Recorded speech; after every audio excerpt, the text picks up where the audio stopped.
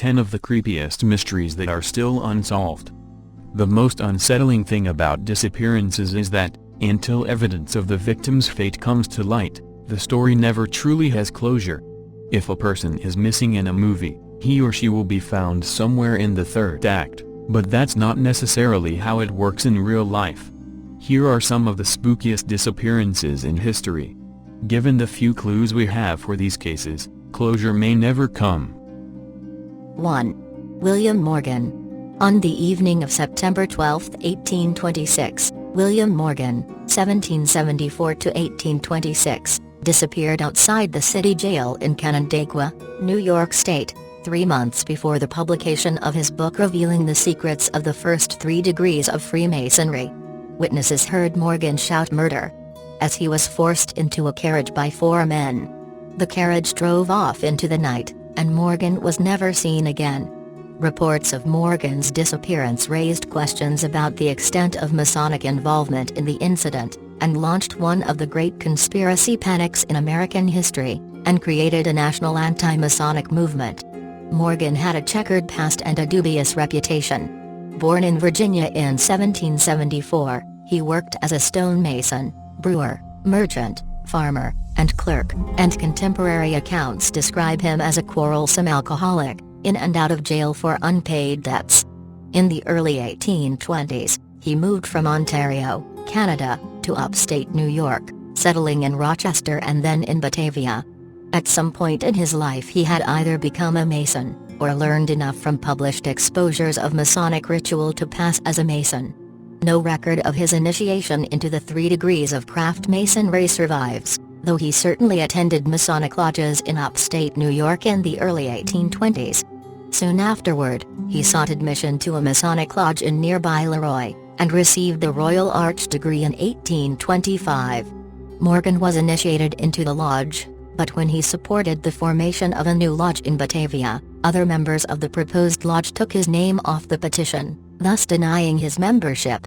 Morgan, infuriated, quit the Batavia Lodge and decided to avenge himself on Masonry, by writing a book that revealed its secrets. The hope of making money may also have played a significant part in his plans. In March 1826 Morgan retaliated by entering into a contract with local printer David C. Miller, and 2 investors to publish an expose of the secrets of Freemasonry. When word got out about his plan, local Masons tried to prevent the book's publication. Miller, Morgan, and other backers of the project were harassed and threatened, but went forward with the project. On September 10, 1826, some 3 weeks after Morgan had received a copyright for his book, Illustrations of Masonry, Miller's print shop was set on fire in an apparent attempt to stop the book's publication. The same day, a member of the Canandaigua Masonic Lodge obtained a warrant for Morgan's arrest on charges of petty theft. The next evening he was released for lack of evidence, but was immediately rearrested on debt charges and imprisoned in the Canandaigua jail. The following night, Morgan was abducted from the jail and forced into a carriage by 4 men. He was never seen again. The jailer's wife heard a shrill whistle, went to the window, and witnessed Morgan struggling and shouting as he was forced into a carriage and taken away. Exactly what happened to Morgan after that remains a mystery. He was apparently held prisoner for several days at the abandoned Fort Niagara, and his captors tried to convince him to accept a large cash sum, withdraw the book, and emigrate to Canada. Rumors for years thereafter claimed that he had been seen in Canada, or British Honduras, or the Turkish city of Smyrna. One account claimed that he had run away to the west and become an Indian chief, another that he had turned pirate and been hanged in Cuba. The most popular accounts of a conspiracy, which was said to involve nearly 70 Masonic brethren, held that Morgan had initially been taken to Canada, where plans to pay him in exchange for staying out of the United States had fallen through. After a few days, according to these charges, he was bound with weights and thrown into the Niagara River just below the falls. When a decomposed male corpse was found near Lake Ontario more than a year after Morgan's disappearance, the corpse was initially identified and buried as Morgan, though many charged that the local coroner, hoping to please the anti-Masonic movement, had deliberately ignored signs that called its identity into question. The body was later exhumed and identified as one Timothy Monroe. Morgan's body was never recovered. The Morgan affair also fed public alarm about the amount of influence the Freemasons had on government. Half of all officials in the county where Morgan disappeared, and as many as 2/3 of officeholders across New York State, including the Governor DeWitt Clinton, belonged to Masonic lodges. Morgan's book, Illustrations of Masonry, nonetheless appeared in December 1826, other source said it was released in 1827, was an instant bestseller, and filled with blood-curdling descriptions of supposed Masonic rituals and vengeance oaths, which prompted an investigation of the order by New York state legislators in 1829. By that time the governor of New York, DeWitt Clinton, had offered rewards of $300, a large sum by early 19th century standards, for information leading to the arrest of Morgan's abductors, and a grand jury in Canandaigua had indicted 4 Masons for conspiracy to kidnap. 3 of them pled guilty but claimed they had no idea where Morgan was. Conspiracy to kidnap was then a misdemeanor in New York, and the defendants served jail terms of between 2 years and 3 months. The resulting investigation went on for 5 years. A total of 54 Masons were indicted and 39 were tried, but only 10 were convicted of crimes, and no definitive resolution of the case was found, while 13 other Masons fled the state to avoid trial. The third and last special counsel, who had the remarkable name of Victory Birdseye, finished his inquiry in 1831. Years later, a Mason named Henry Vance confessed on his deathbed that he and 2 other lodge members had murdered Morgan and dumped his body in the Niagara River. However, none of these provided any conclusive evidence. Whatever the facts of the matter, charges of a Masonic cover-up in the Morgan affair fueled the first national mass anti-Masonic movement, which spawned dozens of newspapers and other publications and created a political party. 2. The chilling mystery of the missing bride. On October 14, 1965, Mary Shotwell Little decided to go shopping and have dinner with a friend. It should have been a normal evening for the newlywed, who had tied the knot with bank examiner Roy H. Little Jr. just 6 weeks prior in a lavish church ceremony. On that October day, Roy was out of town, training to become an auditor. Mary planned to throw him a surprise party upon his return the following day. Not only would this party never happen, but Mary would never see Roy again. Shortly after dining with a friend at the Lenox Square Shopping Center in Atlanta, Georgia, Mary vanished. A former resident of Charlotte, North Carolina, Mary moved to Atlanta with Roy just after their wedding. Mary found employment as a secretary at Citizens and Southern National Bank. After finishing her shift on October 14, Mary drove her brand-new metallic pearl gray Mercury Comet to Lenox Square. She was wearing several pieces of jewelry, a white London fog raincoat over an olive green sheath dress with white flowers, eyeglasses and flat shoes. She was carrying a set of keys and a John Romaine handbag. Mary finished shopping, and brought 4 bags of groceries to the car. During dinner with her co-worker, she spoke favorably about married life and seemed to be in good spirits. At approximately 8 p.m., the two concluded their meal, and Mary walked through the parking lot towards her car. The next morning, Mary did not show up for work. The bank supervisor questioned the co-worker with whom Mary dined the previous evening. She told her boss that Mary's car had been parked in a lot near Lenox Square, and that she had seen Mary walking back to it after dinner. Police were alerted and traveled to the shopping center, where they found the Mercury Comet still parked in the same location. There was a coating of red dust on the car's exterior, and the 4 bags of groceries, Coke bottles, and a pack of canned cigarettes inside the car. Mysteriously, there was also a slip, panties, a girdle, a bra, and 1 stocking inside the car. With the exception of the bra and stocking, everything was neatly folded and sitting on the console between the front bucket seats. The stocking appeared to have a knife cut through it. The panties were determined to be Mary's. The seats were stained with blood. Because the car's engine was cold and the ignition key was missing, police theorized that it could have been driven during the night, for no more than 40 miles. A traffic officer claimed that the car had not been in the lot at 6 a.m. that morning. Every available police officer was put on the case. The woods near the shopping center were the subject of an exhaustive search.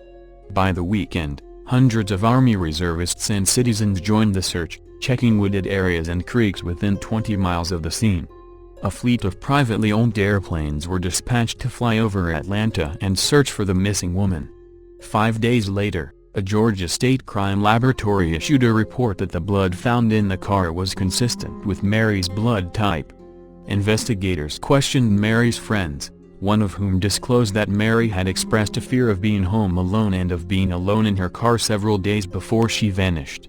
Additionally, authorities learned that Mary had received flowers from a secret admirer days before the incident. The flowers were traced to a florist near Mary's home, but the specific buyer could not be identified. Mary's co-workers also reported that she had been disturbed by phone calls she received at work, but would not discuss them with anyone. Soon after, word came from personnel at a Charlotte, North Carolina gas station, claiming to possess a receipt with Mary's signature on it, timestamped just hours after her disappearance. Atlanta Detective Superintendent Clinton Chaffin learned that Mary's credit card has been used again, in Raleigh, North Carolina. Atlanta homicide detective Jack Perry questioned the gas station attendant in Charlotte, who told him that he remembered servicing an automobile occupied by a man and woman.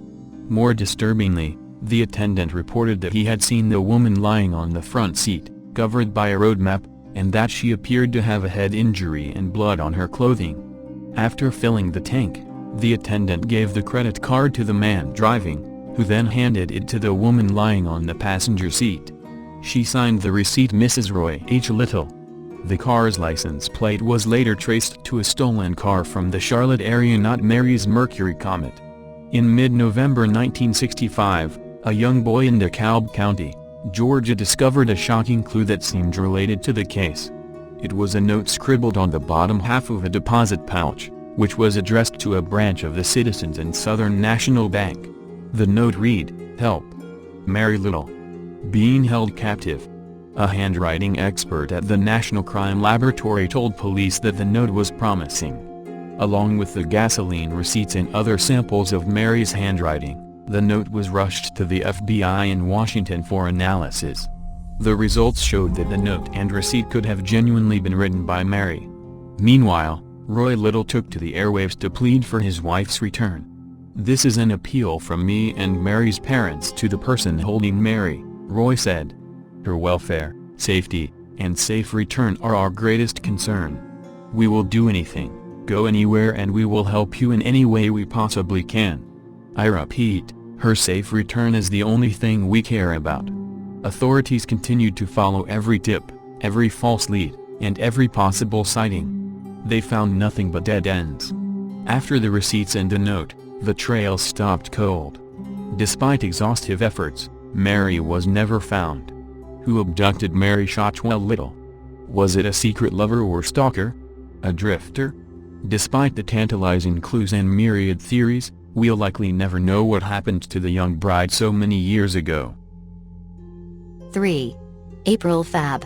The case of April Fabb, who vanished without trace in 1969, has been described as Norfolk's Mary Celeste by former Detective Morris Morrison, who inherited the investigation in the 1980s when it was 14 years old. Mr. Morrison, pictured, a former head of Norfolk SID, retired from the force in 1987, but was so moved by the case that he set about writing a book, The Lost Years, The Story of April Fabb, which was first published in 1995, and sold out in a matter of weeks. The purpose of the book was to aid the police investigation, and provide a permanent memorial to April at the main door of St. Andrew's Church at Metton, a church she regularly visited opposite her then family home. A new and updated edition was published in 2007 with the proceeds going towards a trophy at her school, although further requests to reprint have been resisted until now. With the support of the Fabb family, and Norfolk's Chief Constable Phil Gormley, who has provided a new foreword, the book has been reprinted with a 2012 preface, with the proceeds going towards the restoration of the church at Metton. Mr. Morrison, 76, who lives at Costessey, said he hopes the revised edition will not only raise funds for the church in Metton, but also keep it firmly at the forefront of the public's minds. He said, "I was asked over the years if I would reprint it, but never intended to for personal profit. I had to have a cause. The family started this as they are involved in the church restoration, so I did it. I've reprinted a few hundred copies." He added, "It's the Mary Celeste of Norfolk, an enduring mystery. It's a case which has never been put to bed. It's an inquiry which has never gone to sleep. There's always something which comes to the fore, and on occasions such as this there will be someone getting in touch with the police." Mr. Morrison said the fact the book about April was being reprinted in a month, when another April, 5-year-old April Jones, has gone missing from her home in Machynlleth, Mid Wales, earlier this month, was a tragic coincidence. He said, "The Wales case is another tragic thing. It's desperately tragic, and it's very heartening to see the public response. There is a tragic coincidence of the names. The agony being felt by the family of April Jones is only too familiar to that which has been felt by the Fab family for more than 40 years now."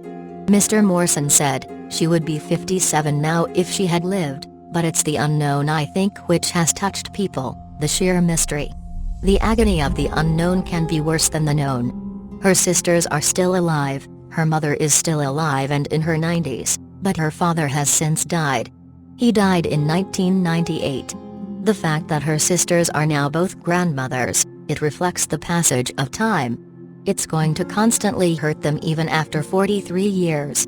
The April Fab case is one of a number of investigations, which has been looked at by Norfolk Constabulary's Cold Case Team, which was set up in August 2008 to investigate murders, missing people and serious sexual offenses which have not yet been resolved.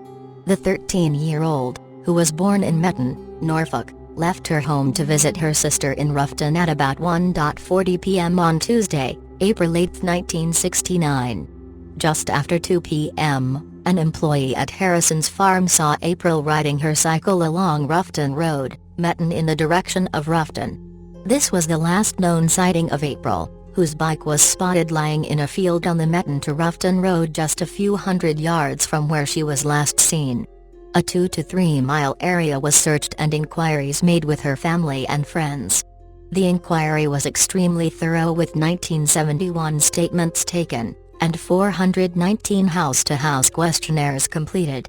Although numerous lines of inquiry were pursued, April has never been seen since, and a number of potential suspects have been eliminated as the result of the investigation. It's now more than 43 years since April Fab disappeared from her family home in North Norfolk. Much has changed since then, and the county and country are a very different place from the one she would have recognized as a 13-year-old girl.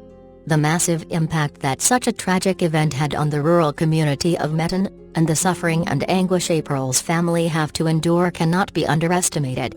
For over 4 decades the family have remained stoical, courageous and ever hopeful.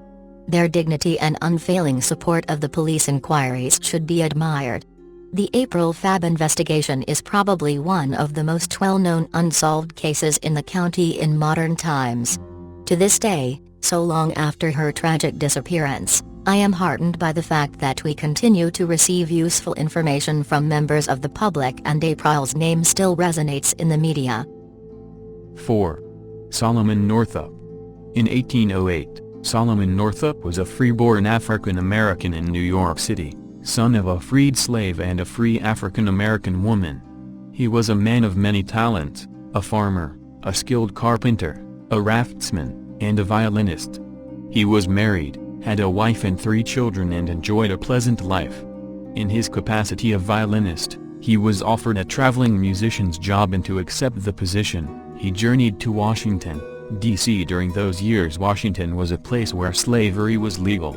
The sensational story blared from the front page of the January 20, 1853, edition of the New York Times. Shocked New Yorkers read the incredible tale of Solomon Northup, a free black man who had been lured from upstate Saratoga Springs to the slave territory of Washington, D.C. by a pair of white men who promised him employment as a fiddler in the traveling circus. There, the 2 men drugged the married father of 3, who awoke to find himself bound in chains inside a dark underground cell of the Williams slave pen. From there, he was transported to Louisiana, where he toiled for 12 years as a slave on cotton and sugar plantations, before proof of his status as a freeman resulted in his emancipation. 3 months later, Northup was back in the Times with news of his impending memoir, 12 Years a Slave, narrative of Solomon Northup, a citizen of New York, kidnapped in Washington City in 1841, and rescued in 1853, from a cotton plantation near the Red River, in Louisiana. With the searing memories still fresh in his mind, Northup recounted the brutality he experienced and witnessed during his years in bondage. In antebellum America, the slave narrative was a case of life imitating art. Readers couldn't help but notice that the real-life horrors exposed in Northup's expansive book, written with the assistance of lawyer-turned-writer David Wilson, echoed those in Harriet Beecher Stowe's best-selling anti-slavery novel Uncle Tom's Cabin, published just a year before. The novelist also saw the unmistakable similarities, even in the settings for both stories. In A Key to Uncle Tom's Cabin, which Stowe published in 1853 in response to critics who had said she exaggerated and sensationalized slavery's brutality, she wrote, "It is a singular coincidence that Solomon Northup was carried to a plantation in the Red River country, that same region where the scene of Uncle Tom's captivity was laid, and his account of this plantation, his mode of life there, and some incidents which he describes, form a striking parallel to that history." Like Uncle Tom's Cabin, 12 Years a Slave became a bestseller and an important piece of anti-slavery literature in the decade leading up to the Civil War. Northup's account of his ordeal sold 30,000 copies in 3 years, and the second edition was dedicated to Stowe. "Its truth is far greater than fiction," wrote abolitionist Frederick Douglass. "Oh, it is horrible. It chills the blood to think that such are." The book's success led to a lecture tour and a theatrical adaptation. In addition to stirring the country, 12 Years a Slave stirred the memory of Thaddeus St. John, a New York County judge who had witnessed Northup along with two boyhood friends, Alexander Merrill and Joseph Russell, while journeying to Washington, D.C. in 1841. When St. John encountered the two men a few days later, they were without Northup but in possession of new clothes and flashy watches and ivory canes. St. John accused them of selling Northup for $500, but Merrill told him he was wrong. They had in fact sold him for $650. Based on St. John's lead, Northup identified Merrill and Russell as his abductors. Authorities arrested the pair in July 1854, and a hearing was held in the Saratoga County Courthouse. Merrill and Russell spent a few months behind bars, but ultimately the case fizzled amid questions of jurisdiction and statute of limitations. A quest for justice against the slave trader who bought Northup in the nation's capital also failed, as the color of the black man's skin precluded the kidnapping victim from being permitted to testify in court. In spite of the memoir's commercial success, Northup earned only $3,000, and his ultimate fate is still a mystery. The last mention of him in the press occurred in 1857 when a Canadian newspaper reported that he was forced to flee a scheduled lecture appearance in Streetsville, Ontario, when audience members jeered him with racial epithets. There is speculation that money woes forced Northup to become a vagabond, and there are even far-flung theories that he was murdered by Merrill and Russell or abducted into slavery for a second time. Much like Northup himself, 12 Years a Slave faded from the public consciousness after the guns of the Civil War fell silent. His story was resurrected, however, in a 1968 reprint that was co-edited by Louisiana historians Sue Eakin and Joseph Logsdon. Their scholarly research and voluminous footnotes attested to the truth of an incredible life story that was all too real, one that Northup wrote he would leave for others to determine whether even the pages of fiction present a picture of more cruel wrong or a severer bondage. 5. Diane Agat. Agat was last seen leaving her residence in the 1000 block of Chesapeake Drive in Odessa, Florida at approximately 11 a.m. on April 10, 1998. A witness observed Agat walking north on U.S. 19 near New York Avenue in Hudson, Florida on April 11, the day after Agat left her home.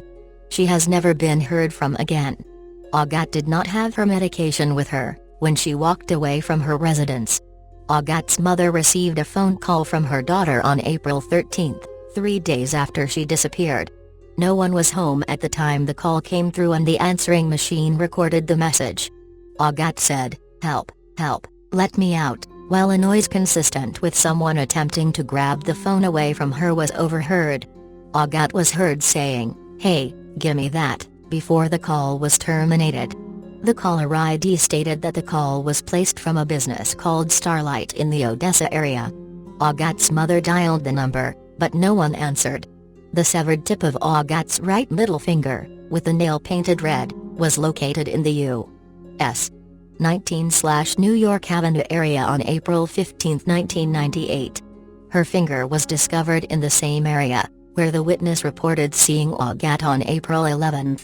A bag of Agathe's neatly folded clothing was discovered inside a convenience store's outdoor freezer in Odessa 2 weeks after she was reported missing.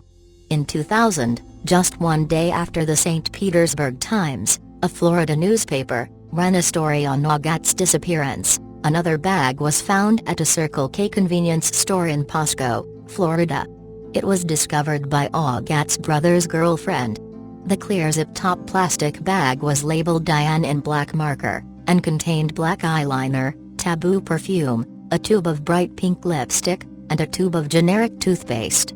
Agathe's mother says the makeup and perfume were items her daughter would have owned, and she was issued a similar tube of toothpaste when she was released from a mental hospital a few weeks before she disappeared. Investigators have not been able to confirm that the bag or its contents were Agathe's possessions, however. Agathe's mother stated that her daughter was a stay-at-home mother in the 1970s and early 1980s. She was diagnosed with bipolar disorder in the late 1980s and only took her medication occasionally. Agathe's 3 children were taken from her custody in 1988. She and her husband divorced in 1991. Agathe was arrested several times during the following years for minor offenses. Her mother said that Agathe had been taken into custody at least 32 times under Florida's Baker Act, which allows a physician, judge or law enforcement officer to determine if an individual requires an involuntary medical exam. One of the last places Agathe was seen at before her disappearance was the Coral Sands Motel, which was managed by Gary Robert Evers and his girlfriend. In 2001, Evers was charged with murder. He allegedly shot and killed a man during an argument. He has no prior criminal record in the state Florida. Evers is considered a possible suspect in Agathe's disappearance, but has not been charged in connection with it. Agathe had been treated at a mental health facility several weeks prior to her April 1998 disappearance. Her mother believed that she should not have been released, as Agathe required institutionalized care. Her case remains unsolved. Authorities believe that foul play is likely in her disappearance. Some agencies state that Agathe's residence was in the 12,000 block of Cobblestone Drive in Hudson, Florida in 1998. 6. Maura Murray. Murray was involved in a one-car accident Route 112, in the Woodsville section of Haverhill in northern New Hampshire, between 7 o'clock and 7:30 p.m. on February 9, 2004. Her car, a black 1996 Saturn with Massachusetts license plates, failed to negotiate a sharp curve and ran off the road, striking a tree. Haverhill is 5 miles away from Wells River, Vermont and 1 mile away from Swiftwater Village by the Connecticut River. This was the second car Murray had wrecked in 3 days. She had previously damaged her father's vehicle in another accident. A resident near the site of the February 9 crash called the police, even though Murray had asked him not to. She had vanished by the time authorities arrived at the scene about 10 minutes later. Her car was left behind, severely damaged in the front end and not in a drivable condition. The doors were locked and a few personal belongings, including Murray's cellular phone and credit and bank cards, were missing, but most of her possessions had been left inside. Murray has never been seen again. There were no footprints in the snow around the car and no indications of a struggle, and tracker dogs lost her scent within 100 yards. Police believe she got a ride from the scene of the accident to parts unknown. The witness to the accident says she did not appear to be injured, but she may have been intoxicated. Murray resided in Hanson, Massachusetts, and was a student at the University of Massachusetts at Amherst at the time she disappeared. The university police are assisting with her case. She was a nursing major and a Dean's List student, and was employed by a local art gallery in addition to having a job on campus. She planned to take a nursing job in Oklahoma after graduation. 4 days before she disappeared, she left her job early at her supervisor's suggestion. She appeared to be extremely upset about something and was unable to work.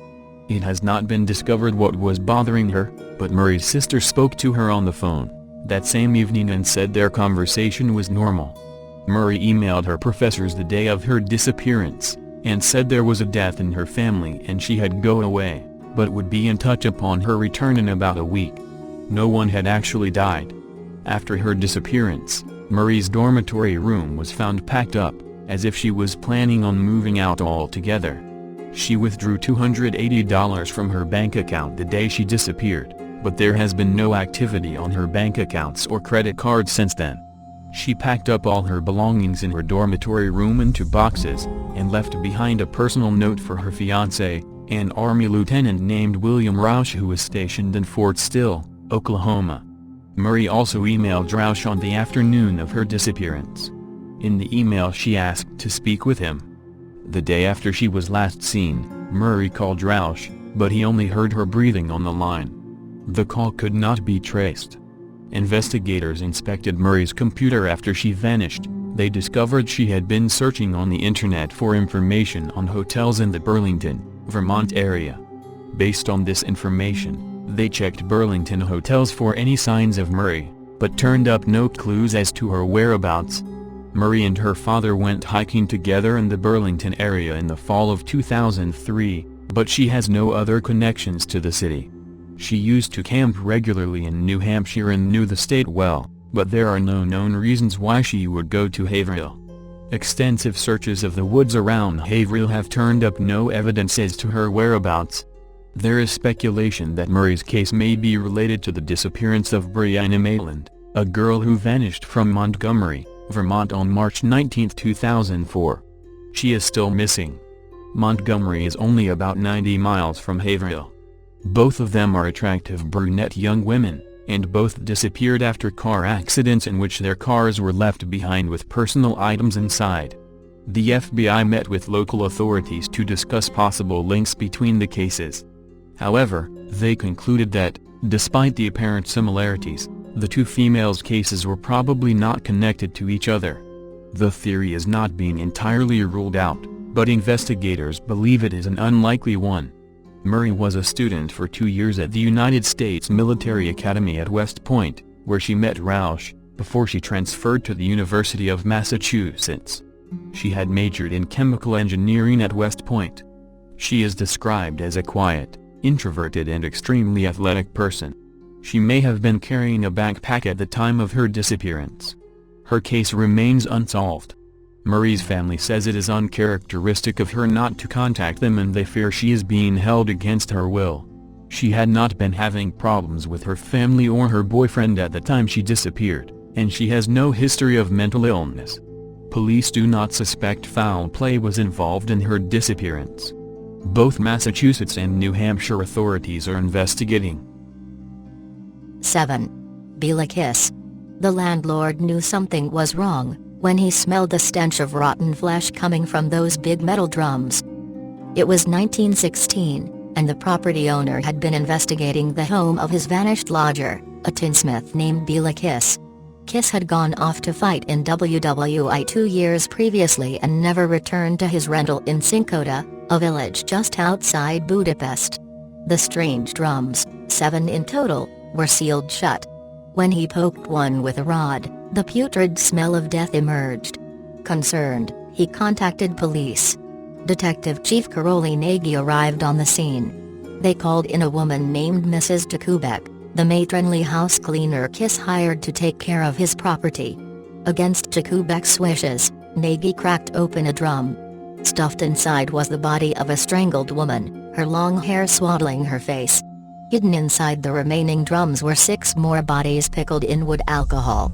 A comprehensive search of the property revealed 24 additional barrels and corpses, nearly all of them women, save for one man, and many with puncture marks in their necks. But where was Bela Kiss? No one knew. Suspicion first turned to Mrs. Jakubek, who tended to the property and was the tinsmith's sole beneficiary. But her cooperation proved she had nothing to do with the murders. In fact, Jakubek helped crack the case. She led police to a sealed room in Kiss' home, which she'd been instructed never to enter. Inside, they found strange books devoted to poison and folders full of letters addressed to 74 different women. Reading through the letters, it became clear that Bela Kiss had been preying on the lonely hearts of Budapest since 1903. He placed classifieds in the paper announcing his search for a wife. Of the women who replied, Kiss targeted those with few friends and no family. He then lured them out to his house of horrors, where the prospective brides were strangled and their bodies pickled in the metal drums. Detective Nagy launched his investigation, scouring military records in search of the deadly soldier. He learned that Kiss was last seen in a Serbian military hospital, where he reportedly died of typhoid. Yet conflicting reports indicated that Kiss had faked his death, fled the hospital, and placed the body of another soldier in his place. So Nagy boarded a train for the Serbia. It was there that he met a soldier who confessed to assisting in Kiss' desertion. Call it a detective's instinct. In his gut, Nagy knew that Bela Kiss was alive and at large. Alas, the killer's trail soon ran cold after that. Authorities followed various leads for decades. There were sightings of Bela Kiss in France, then in Times Square, and finally in 1936, when reports surfaced of a man who looked like Kiss working as a janitor in New York. Despite these sightings, Bela Kiss was never found again. His eventual fate, and the precise number of his victims, remains unknown. 8. The mysterious Agatha Christie disappearance. She was the reigning queen of detective fiction's golden age, but Agatha Christie's most intriguing mystery remains her unsolved disappearance in 1926. On a chilly December evening, the 36-year-old Christie vanished from her English estate in Sunningdale, Berkshire. While the famed author reportedly left a note that claimed she had gone on vacation, the discovery of her car suggested otherwise. The vehicle was found at the edge of a quarry not far from her home, abandoned with its hood up and lights on. Inside sat Christie's fur coat, her old driver's license, and a bag of clothes. There was no sign of the woman herself. Authorities suspected murder. News of Christie's disappearance spread quickly, and a massive manhunt commenced. Over 1,000 officers and 15,000 volunteers combed the countryside, while dredge teams scoured the surrounding lakes and streams. A fleet of biplanes searched from the skies, the first in England's history for a missing person case. Even fellow mystery writers joined in on the hunt. Dorothy L. Sayers visited the crime scene, later using her observations as inspiration for Unnatural Death. Sir Arthur Conan Doyle presented one of Christie's gloves to a medium in hopes of enlisting spirits to solve the mystery. By the end of the week, Christie's disappearance had become a national obsession. Just who could have murdered the Queen of Crime? Many suspected Christie's husband, Colonel Archie Christie. The old colonel had struck up an affair with a younger woman named Nancy Neal, and made no attempt to hide his fling from his wife. On the day of Christie's disappearance, the couple reportedly quarreled after Archie announced that he planned to spend the weekend with his mistress. Agatha Christie remained missing for 11 days. Then, on December 14th, she was finally found, not in a shallow grave but hiding out at the Swan Hydropathic Hotel in Harrogate, England. A local musician spotted her, having recognized her face. Oddly, Agatha had signed into the spa as Teresa Neal from Cape Town, borrowing the last name of her husband's lover. The twist ending shocked the public. Some angrily dismissed her disappearance as a publicity stunt for her latest novel, The Murder of Roger Ackroyd. Others surmised and upset Christie merely sought to teach her cheating husband a lesson. Others still suggested darker motives, suicidal depression, a clever scheme to frame Archie and his mistress for murder. Christie herself said very little about the disappearance. She rarely discussed the matter in interviews, and the bizarre episode does not appear in her autobiography. In the days after her return, the author blamed her vanishing on a mysterious dream state, in which she took on an entirely new identity. For 24 hours I wandered in a dream, and then found myself in Harrogate as a well-contented and perfectly happy woman who believed she had just come from South Africa. 9. Rebecca Corium. In 2011, A 24-year-old British woman named Rebecca Corium went missing. She was a children's minder on the Disney Wonder cruise ship. Corium supposedly fell overboard while the cruise ship was near Mexico, and her body was never found. Her disappearance case is still open, with her family determined to get to the bottom of the mystery. According to the BBC, police officers from the Bahamas investigated the case since the Disney Wonder was registered there, which means it's out of the United Kingdom's jurisdiction. However, it is possible for all crimes at sea that involve United Kingdom citizens to be investigated by their own authorities. Unfortunately, it is now being said that investigators believe Corium to have been pushed overboard and murdered. A proper investigation on her disappearance was not done. Apparently, the British authorities were being given instructions to keep all information regarding the tragedy completely classified from the press, as well as the Corium family. One of the greater mysteries is that there were transactions made on Corium's credit card after she went missing. There is no further information regarding this incident. Chris Matheson, Labour MP, believes there is something wrong about the case and that it seems very suspicious. He believes there is sufficient evidence to prove the high possibility that a serious crime took place. He thinks the case should remain open and be examined thoroughly until a conclusion can be drawn. Mike Corium, Rebecca's father, is livid about the situation and the fact that information was not disclosed to him and his family after the Bahamian and British authorities discovered information. They have not been able to hold a proper funeral for Rebecca as her body has not been found, and this is highly disturbing for her family. According to John Prescott, a former ship steward, the most unsettling part of the disappearance is the conspiracy of silence regarding the case, and the fact that the United Kingdom is not doing more to determine what happened to one of their own. After Rebecca vanished, the entire crew searched the ship for her, and were unsuccessful in their findings. The United States Coast Guard, as well as the Mexican Navy, also held searches that were not successful. The Cheshire Police said they had done everything in their ability to help and provide support and comfort to her family. But the Coriums and others seem to think otherwise. The results for this case are, unfortunately, still unknown. Hopefully the truth to Rebecca Corium's disappearance will be uncovered soon and her family can cope in peace with the findings. 10. MV Joyda. It was built in Los Angeles, U.S., in 1931 as a luxury yacht for movie director Roland West. Naming it Joyda, meaning Little Jewel in Spanish, for his actress wife Jewel Carmine Nil, the 69-feet-long wooden ship changed hands in 1936. It was said to have been acquired by the U.S. Navy in October 1941, taken to Pearl Harbor and outfitted as a patrol boat. The Joyda ran aground in 1943, and was heavily damaged, but since ships were needed by the Navy, she was fixed. It changed hands in 1948, then again in 1950 and in 1952, when Dr. Catherine Luamila, a professor at University of Hawaii, bought it. She chartered the ship to her friend, Captain Thomas H. Dusty Miller, a British-born sailor living in Samoa. Miller used the ship as a trading and fishing charter boat until the mysterious incidents surrounding it 3 years later. There are some ghost ships in the world, but this particular one is known as the Pacific's Ghost Ship. It is listed as one of the 10 ghost ships in the world by some websites, because of the mysterious circumstances in which it was found.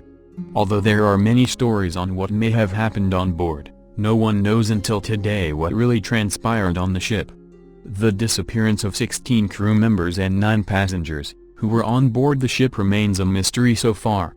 It was about 5 a.m. on October 3, 1955 when the Joyda is said to have left Apia in Samoa for the Tokelau Islands, which is about 430 kilometers away. According to Wikipedia, the ship was scheduled to leave on the Moontide the previous day, but her departure was delayed because her port engine clutch failed. The ship eventually left Samoa on one engine with the crew and passengers, who included a government official, a doctor, a copra buyer and 2 children. Her cargo is said to have consisted of medical supplies, timber, 80 empty 200-liter oil drums and food items. The voyage was expected to take between 41 and 48 hours, and the ship was scheduled to arrive in Tokelau Islands on October 5. On October 6, Tokelau Islands reported that the ship was overdue, and no ships or aircraft had reported receiving a distress signal from the ship's crew. A search and rescue mission was launched, and from October 6 to 12, a Royal New Zealand Air Force plane covered about 100,000 square miles of ocean during the search. But there was no sign of the Joyta or any of her crew members or passengers in the area that was searched.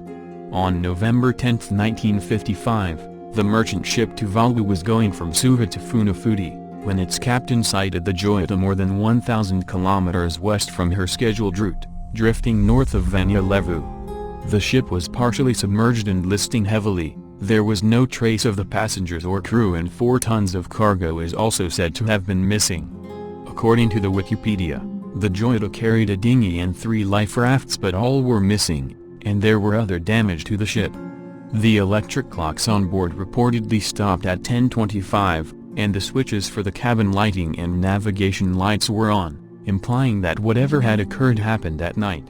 The ship's logbook, sextant, mechanical chronometer and other navigational equipment, as well as the firearms its captain Dusty Miller kept on board, were missing. A doctor's bag was said to have been found on deck containing a stethoscope, a scalpel and 4 lengths of blood-stained bandages. An inquiry that was carried out was only able to establish the reasons for the vessel becoming flooded, the condition in which it was found. Numerous theories on the disappearance of the Joyta circulated then and even afterwards, but no one has been able to determine what actually happened. A few days after the ship was found, the Fiji Times quoted a source as saying that the ship had passed through a fleet of Japanese fishing boats, and saw something they should not have seen. The other theory was that pirates had attacked the ship, killed its crew and passengers, and stole the 4 tons of cargo. In July 1956, the ship was auctioned off by her owners to a Fiji Islander, David Simpson, who refitted and overhauled her and went to sea again that year. She ran aground in the Koro Sea in January 1957 while carrying 13 passengers. She was repaired and she began a regular trade between Levuka and Suva. The ship ran aground on a reef again at Vadavu in November 1959 and floated off during high tide. It was sold to a Robin Malm in the early 1960s, and he also wrote the book, The Joyta Mystery, in 1962. Mr. Malm is said to have sold the hulk in 1966 to a Major J. Kasling-Kata, who ran a tourist and publicity bureau in Levuka. The hulk is said to have disappeared piece by piece, and the process of disintegration reportedly appears to have completed in the late 1970s. On June 22, 2009, this newspaper reported that Captain Lawrence McCaig had turned up at the Fiji Times office with photos of the salvage operation and the Joyta's sextant. His father, Captain Robert McCaig, had captained the Dagai No. 1, which salvaged the Joyta and towed her back to Suva. Mr. McCaig had said that there were many stories about what might have happened to the ship, but 3 remained constant over the years. He said these were that there was a feud with the ship's captain, that there was a dispute among the crew, and that those on board had been taken by pirates.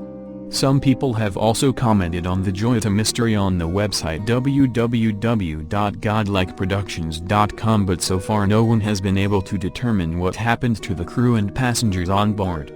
Like the stories of other ghost ships in the world, what happened to the Joyta remains a mystery to this very day and is still talked about in some circles. According to the Wikipedia, the 16 crew members of the ill-fated ship, and its 9 passengers, were still declared as missing in 2012.